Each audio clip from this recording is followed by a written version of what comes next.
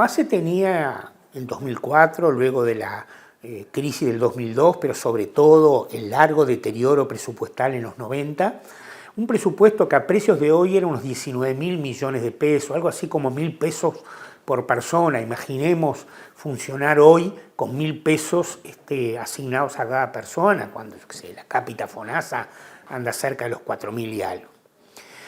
Una evolución creciente del presupuesto de ACE entre 2004 y 2019, prácticamente se triplicó el presupuesto de ACE en esos años, tuvo un crecimiento constante a lo largo de los 15 años, y luego, si bien entre el 20, el 21 y el 22 tuvo una reducción, se recuperó en el 23 y en el 24, y hoy el presupuesto de partida de ACE es aproximadamente, como dije, el triple del que era en 2004 y 10% más alto que el que era en 2019. Sí, nuestra línea de base, el presupuesto de la línea de base, es lo que determina el punto de partida del nuevo presupuesto quinquenal.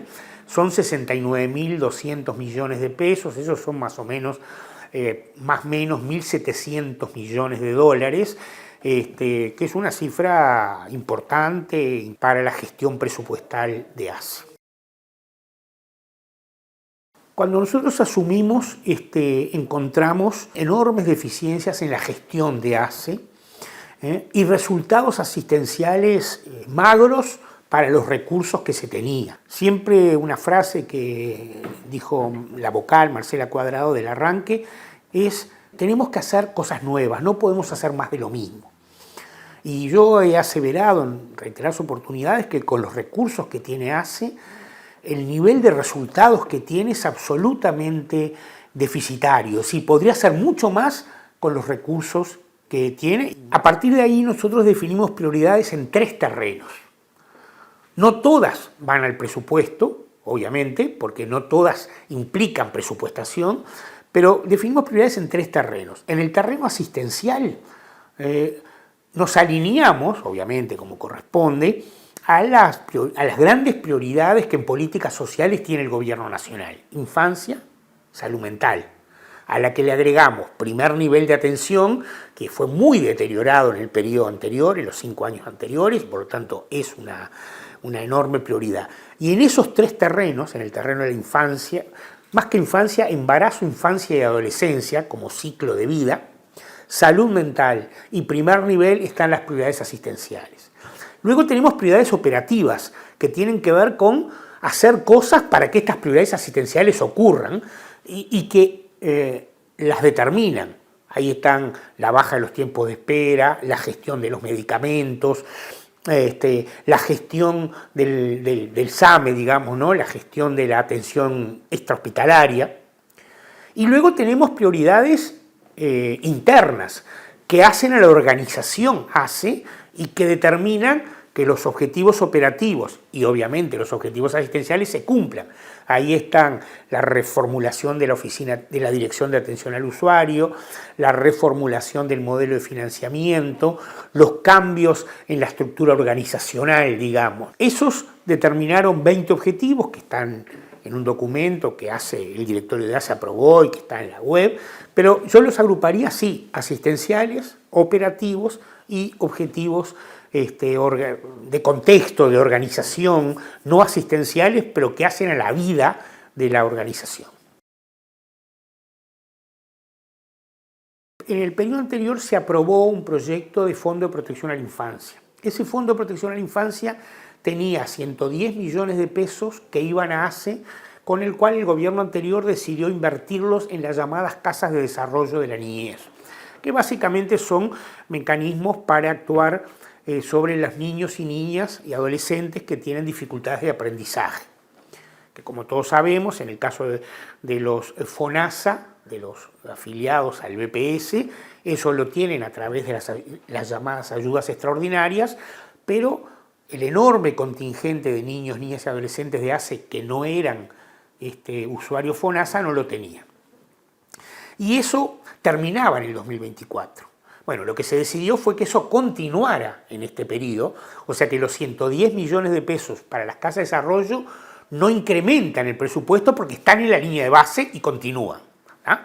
Digo, esto es importante porque para quienes trabajaban vinculados a la Casa de Desarrollo, esto era una incertidumbre, saber si teníamos que pedir 110 millones adicionales. No hay que pedirlos porque eso ya está incorporado en los 68.200 y sobre eso se continuará el trabajo, mejorando obviamente, porque las Casas de Desarrollo, consideramos nosotros, tienen un bajo nivel de productividad y es necesario mejorarlo. Pero como no tiene que ver con el presupuesto, simplemente quería hacer esta constancia para que quien escuche y trabaja dentro de ACE en este tema sepa que ese proyecto está asegurada su continuidad.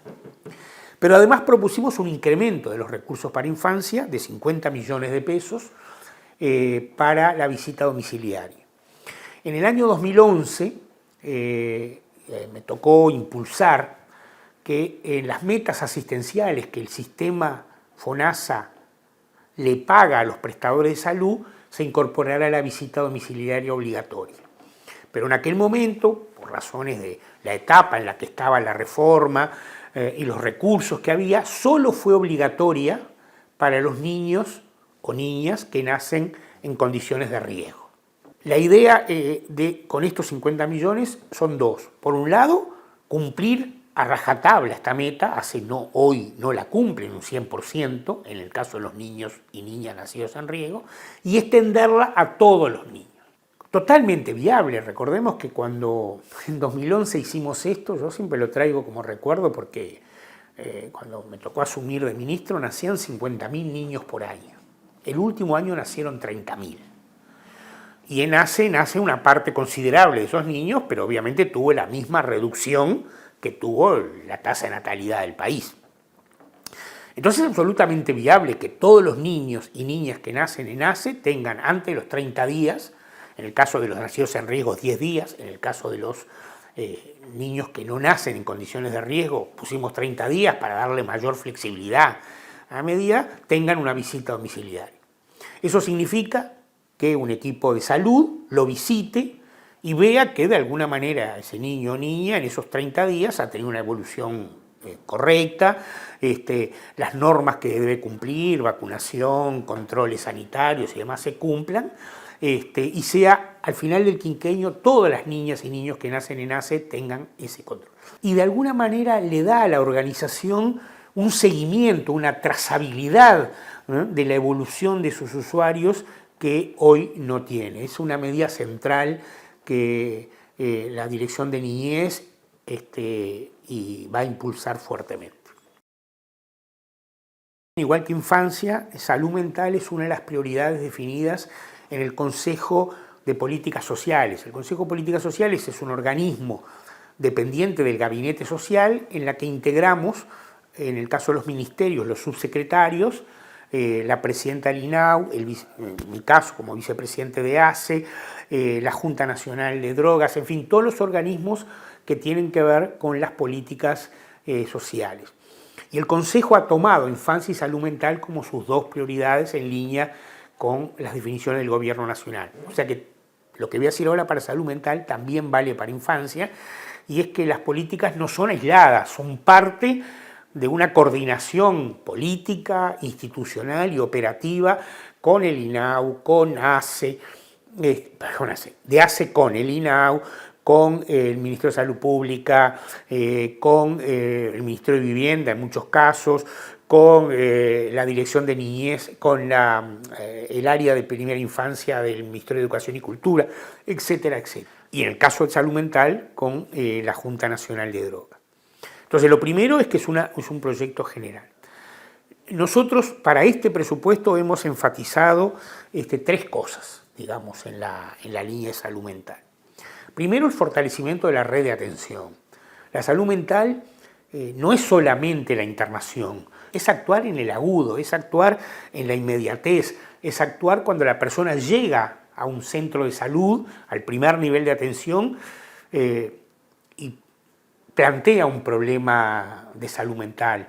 Entonces, la idea es fortalecer los equipos de primer nivel, fortalecer las estrategias comunitarias, en áreas como, los intentos de autoeliminación, que debe ser un objetivo prioritario para ACE en ese primer nivel de atención. Por otro lado, también al igual que el resto de la estructura de ACE, hay un objetivo de reducción de los tiempos de espera, con incorporación de licenciados en psicología, licenciados en psicología infantil, y sobre todo volver a darle importancia a lo que en el 2011 desarrollamos, que fue la estrategia de psicoterapia en el sistema y sobre todo el modo 1, que es de carácter grupal, y que permite actuar con los padres y madres de estos niños en modalidad grupal, digamos, ¿no?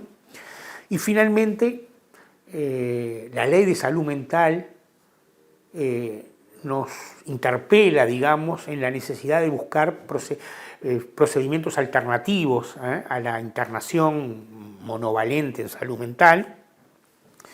Y allí, digamos, la idea es continuar el camino de, valga la redundancia, de las casas de medio camino, de los centros de rehabilitación, de la red de apoyo, inclusión residencial autónoma, de personas que pueden autónomamente tener una vida propia, digamos, ¿no? Entonces,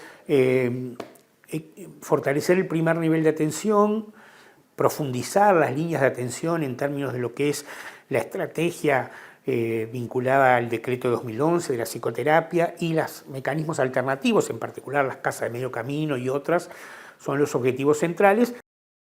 El primer nivel cayó mucho en el periodo anterior, hubo como una subvaloración de la importancia del primer nivel, muy fuerte en el 2021 durante la pandemia, pero está claro que es el lugar donde la atención está más deteriorada, en infraestructura, en recursos humanos, en los lugares, digamos, donde se atiende, digamos. Entonces la idea es fortalecer. Para eso el presupuesto otorga para recursos humanos en el primer nivel 100 millones de pesos.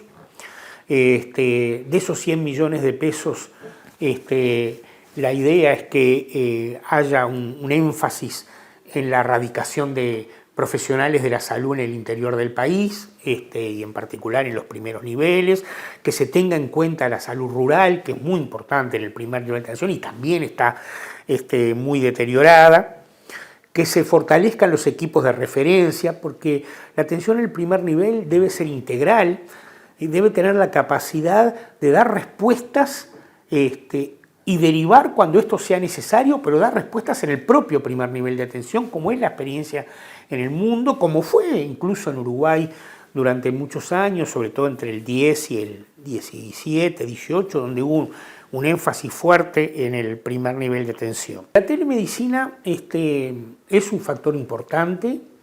En el periodo anterior, cuando la pandemia, se aprobó una ley de telemedicina, es una ley que tiene algunos problemas, digamos, que estamos trabajando para superarlos. Algunos lugares de ACE tienen fuertes estructuras de telemedicina y pueden hacerlo bien, otros lugares hay que fortalecerlos, pero la idea es que la telemedicina sea un factor de ayuda en la reducción de tiempos de espera, de ayuda en el uso mejor de equipamientos médicos. A veces hay un equipamiento médico y faltan profesionales para usarlo. Tenemos experiencias muy interesantes con el CUDIM, con el Centro Uruguayo de Imagenología Molecular, en la cual la lectura de determinadas imágenes son desde el CUDIM y lo que hay en ACE es un personal técnico.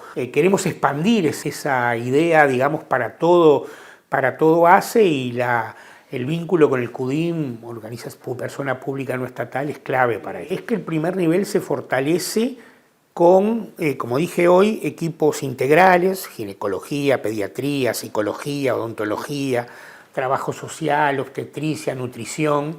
Y esos equipos de proximidad lo que hacen es acercar en el territorio las personas a la atención sanitaria, en políticas de prevención, en políticas de promoción de salud y en políticas de atención a determinadas patologías que pueden resolverse en el primer nivel. Entonces, la idea es fortalecer esos equipos, georreferenciar esos equipos para que haya una directa vinculación con el territorio. Otro ítem que está en el presupuesto tiene que ver con un incremento importante de la profesionalización de nuestro trabajo en materia de recursos humanos. Y ahí hay tres cosas importantes. Una tiene que ver con 50 millones de pesos que hay para el área de la enfermería. Allí la idea es transformar cargos de auxiliares de enfermería en licenciados para gente que ya ha hecho la profesionalización, que ya tiene las condiciones para pasar de auxiliar a licenciado, o en el caso de auxiliar de servicio, auxiliar de enfermería. Son las dos cuestiones que están planteadas. La idea es convalidar en el salario una profesionalización a la que ya se ha apostado mucho. En segundo lugar, la idea es incrementar el valor hora de los residentes. Los residentes cumplen una función muy relevante en el sistema de atención de ACE y sin embargo su nivel salarial está muy lejano al de los médicos generales. No se trata de igualarlos porque son funciones diferentes y en un caso se está haciendo además una función educativa, pero es necesario incrementarlo porque su valor es realmente muy bajo y allí hay una partida para incrementar el valor hora de los residentes de 33 millones de pesos el primer año, que luego sube a 40 millones en el resto de quinquenio. Y finalmente, el fortalecimiento del programa UDAS, Unidades Docentes Asistenciales. Esto es un área que se creó allá por 2010-2011 también, que tenía el objetivo de entroncar más la formación con la atención y fortalecer, digamos, los cargos de alta dedicación en algunas áreas que para ACE son a veces difíciles de conseguir. Ahí hay un incremento de 50 millones de pesos sobre la línea de base que ya tenían las unidades docentes asistenciales, y esto también incluye en el presupuesto general. Todo esto, digamos, hace que haya un incremento general en el presupuesto de ACE del orden de los 453 millones de pesos, respecto a aquella línea de base de la que he hablado al principio de los 68.200. Este es un problema muy importante en ACE. La infraestructura, los deterioros en el nivel de infraestructura son muy importantes. Las diferencias con la asistencia médica colectiva es muy grande, sobre todo porque entre el 2015 y el 2017 las instituciones de asistencia médica colectiva recibieron fondos especiales para reformular su infraestructura con aquella cuota para inversión que ya había existido en los años 90 y que luego volvió a existir entre el 2015 y el 2017, y si uno mira las infraestructuras de las instituciones de asistencia médica colectiva ve cambios muy importantes.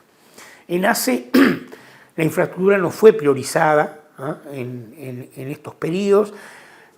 Incluso en el periodo anterior, para la infraestructura, para los cambios de bajo porte, llamémosle, arrancó con 1.300 millones de pesos y terminó con 900 millones de pesos. Es decir, no solo no se incrementó, sino que hubo un deterioro de los niveles de inversión entre 2020 y 2024 para infraestructura. Estamos hablando de mantenimiento, de ordenamiento, de inversiones de bajo porte, digamos, que en general, o de equipamiento médico, digamos, que se hacen con ese volumen. Entonces, la idea es recuperar una buena parte de esos recursos. La Dirección de Arquitectura ha hecho un estudio muy pormenorizado de las necesidades que tenemos y la idea es priorizar el mantenimiento al menos en todos los departamentos, al menos en una unidad ejecutora, un hospital, una RAP, en cada uno de los departamentos. Para eso tenemos un presupuesto que va a tener los 900 millones de pesos más 200 millones de pesos adicionales, o sea, va a tener 1.100 millones de pesos. Que es bueno decirlo, que en realidad son 1.100 millones de pesos cada año, porque a diferencia de los gastos de funcionamiento o salarios que una vez que se gastan se tienen que repetir todos los años porque las personas siguen trabajando o los medicamentos se siguen comprando, ¿no? Esto es un gasto por única vez, entonces todos los años hay ese volumen de recursos para invertir en mantenimiento o gasto de inversión. Después están las inversiones de alto porte, digamos, ¿no? Las inversiones que con eso no se resuelven. Ahí ACE fijó dos prioridades y el presupuesto para incluirlas con recursos extrapresupuestales o irlas incorporando en rendiciones de cuentas posteriores. Dos compromisos claros de este quinquenio. Uno es el Hospital de la Costa, que no solo incluye el hospital, para el cual ya se ha creado la unidad ejecutora. La unidad ejecutora 069 va a ser la unidad del Hospital de la Costa, sino que hay un proyecto de fortalecimiento del primer nivel, de puente a puente se llama, digamos, para toda la zona de la costa. Este es un proyecto central, es un compromiso del ACE, del Ministerio de Salud Pública y del propio Presidente de la República, y esto se va a ir incorporando por mecanismos presupuestales o extrapresupuestales en el quinquenio. Y el otro es el Hospital Pasteur, digamos, ¿no? Que hace ya por 2017 se hizo la emergencia nueva, 2018, esa nueva, y la idea es complementar eso con un nuevo hospital, digamos, y también, como por ser una inversión de alto porte, se va a ir incorporando a lo largo del quinquenio por mecanismos presupuestales o extra presupuestales. Desde mucho tiempo atrás, la discusión sobre qué ACE debería, como una empresa que compite en los departamentos y las regiones de salud por usuarios que tienen FONASA, debía ser reconocida, ese crecimiento, esa competitividad que ACE está demostrando captando usuarios FONASA.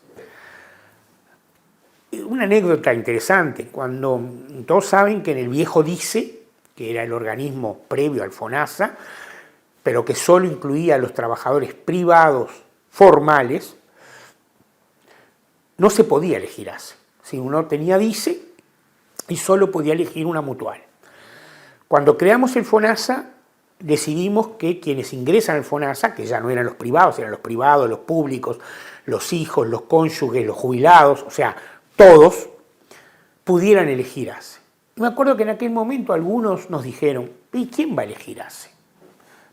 Es una formalidad poner eso, porque ¿quién va a elegir ACE? Y la realidad mostró que efectivamente la gente elige ACE. Hoy hay 600.000 personas, 584.000 para ser exacto, que eligen ACE por FONASA. Eso representa el 40% de los usuarios de ACE. El gran momento de incorporación de usuarios de ACE, de FONASA ACE, fue entre el 2011 y el 2013.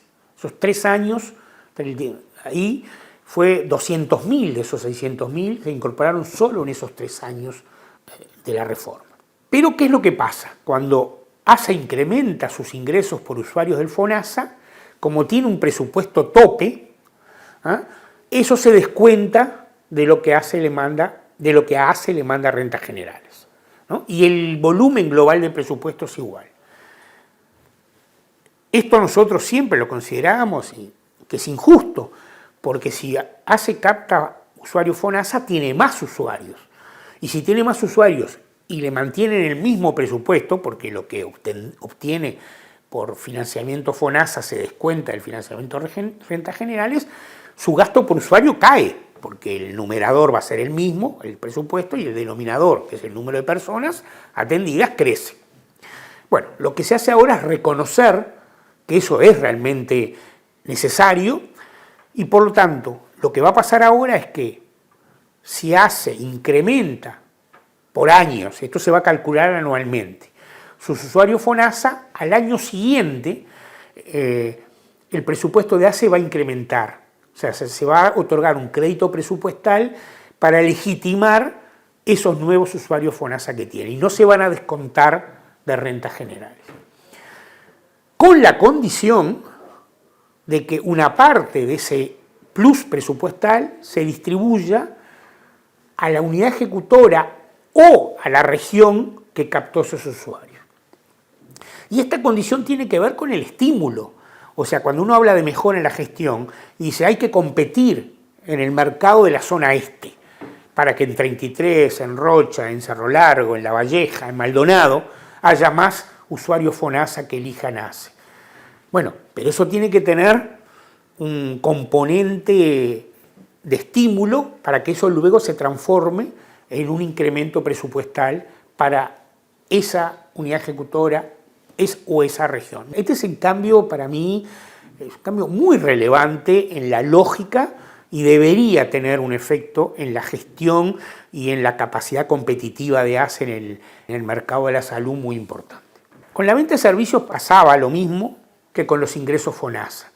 Es decir, el Hospital Maciel con su angiógrafo vende servicios a terceros, el Hospital de Tacuarembó vende servicios a terceros, el Policlínico de Varela atienden en su primer nivel a usuarios que son de la mutual de ese departamento y por lo tanto le vende servicios de primer nivel. Básicamente ACE tiene mucha capacidad de competir en vender servicios en el primer nivel y en algunas áreas del tercer nivel donde tiene estructuras imagenológicas y estructuras importantes. Y hoy eso no iba a ACE, eso iba a rentas generales. Entonces ahora lo que se define es que esa venta de servicios vaya a un fondo y pueda ser usado para ACE.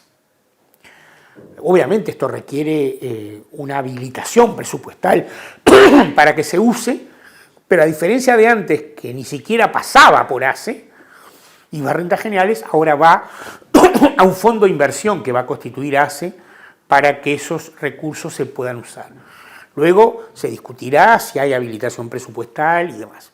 Y otra vez la misma lógica. La condición es que parte de esos recursos adicionales que se obtienen por la venta de servicios vaya a la unidad ejecutora o a la región que lo produce, porque también es una forma de estimular a nuestros directores regionales, departamentales, de las RAP o de los hospitales, que vendan esos servicios, que salgan a ofrecer cosas que ACE tiene y tiene muchas para ser competitivo, ofreciéndole a terceros esos servicios, digamos, ¿no?